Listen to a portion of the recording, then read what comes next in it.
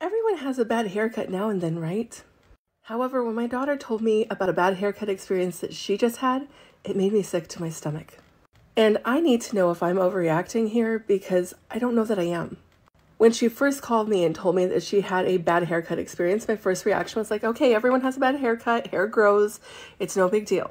But when she told me the details, it is now a big deal. And rather than make a mistake, I'm actually just going to read the review that she left on Google because it was that bad. And for reference, this is the haircut. And I'm just going to leave this up in the background for you guys to read. She says, I am not one for leaving reviews. In fact, I think this is the first time I've left a review, but this was one of the worst experiences of my life. I was desperate for a haircut, so I settled. The guy immediately made some rude remarks about a customer before me as she walked out the door.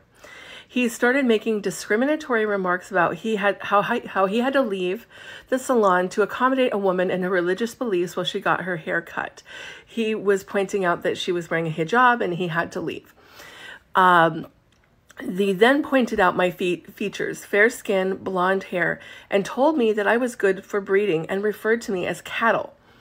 He told me about the time he cut a little girl's hair and felt lucky to be cutting her hair and touching it, which made me nauseous.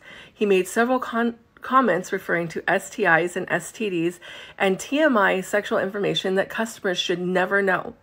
He said that many women were not easy on the eyes and referred to women as whores. Even in a complete shock and frozen from the things coming out of his mouth, he kept going. That doesn't address the issue that I received what was the worst haircut I have ever received. The workstation was not cleaned.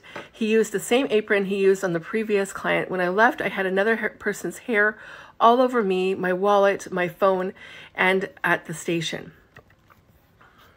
She states his name, but I'm going to leave it out. Is the most misogynistic, racist, and foul person I have ever met. I had to go to a different salon to try to salvage my hair, and even they couldn't fix it. Stay away, especially if you're a POC, a woman, or have a daughter. This guy needs to lose his license.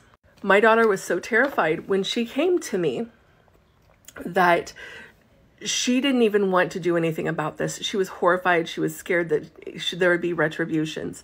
And I was like, well, maybe this is an isolated experience, but it's not. And there's many people who have actually experienced the same thing as him based on these reviews. So here's the question. Am I overreacting? Does this guy need to lose his license? I don't know. What do you guys think?